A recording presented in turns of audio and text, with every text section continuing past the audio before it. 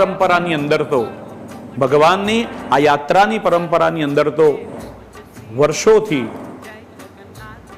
અખાડાઓ, નિરંજન અખાડા અને વગેરે અખાડાઓ દ્વારા એને પ્રદર્શિત કરવામાં આવે છે પોતાની શક્તિનું.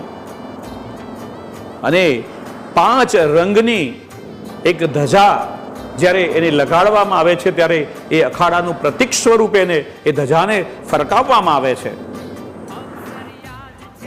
અને સુંદર મજાના આ જે ટેબલો બનાવવામાં આવ્યા છે એ ઘણી મહેનત બાદ બનાવવામાં આવે છે. સમય અનુસાર અત્યાર સુધી આપણે જોયું તો કોરોનાને નાથવા માટેનો પણ એક ટેબલો બનાવવામાં આવ્યો હતો કે આ મહામારી આવી આપણી પાસેથી ચાલી ગઈ, ક્યારે બધા એક બન્યા ત્યારે બધાએ પોતાની ભક્તિ પ્રમાણે, શક્તિ પ્રમાણે સંયમ રાખી અને આ મહાવ્યાધિમાંથી પસાર થયા. સરકારે પણ એટલા પ્રયત્નો કર્યા, સંસ્થાઓએ પણ પ્રયત્ન કર્યા અને એ મહામારીમાંથી આપણે બધા બહાર આવ્યા છીએ. એમ જે સંયોગ આપણને પ્રાપ્ત થાય છે તે પ્રમાણેના ટેબલો બનાવવામાં આવે છે. અને આજે બહુ સરસ કે આપણે જે ક્રિકેટ મેચમાં જીત્યા, એ T20 વર્લ્ડ કપ જીત્યા, એનો પણ ટેબલો બનાવવામાં આવ્યો અને એ ખૂબ આનંદિત કરે છે કે એ દિવસે રાત્રિનું જે વાતાવરણ હતું, રાત્રિના દિવસે, રાત્રિના સમયે એ જ્યારે જીત્યા, આપણે ભારત દેશ જીત્યો, ત્યારે જે વાતાવરણ હતું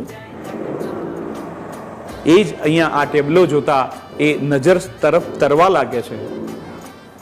તો આ ભક્તિ શક્તિનો સંયમ એટલે ભગવાન જગન્નાથજીની રથયાત્રા.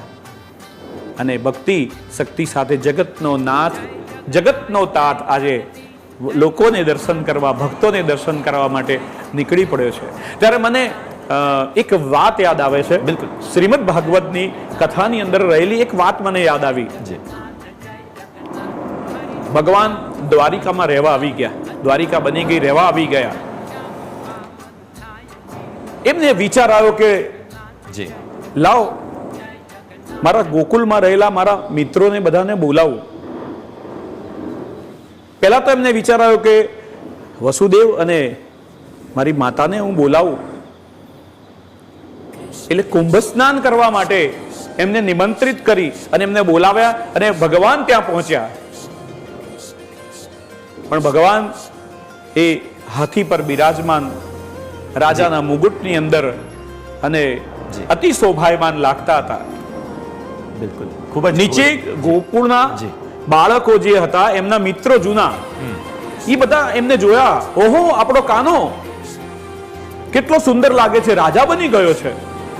ભગવાને આ જ્યાં સાંભળ્યું ને ત્યાં જ ઉપરથી નીચે ઉતરી ગયા છે અને પોતાનો વેશ બદલી લીધો છે અને કાળી કામળી ઓઢી, હાથમાં લાકડી લઈ અને એમના મિત્રોની સાથે જૂની યાદ કરાવવા માટે આવી ગયા છે.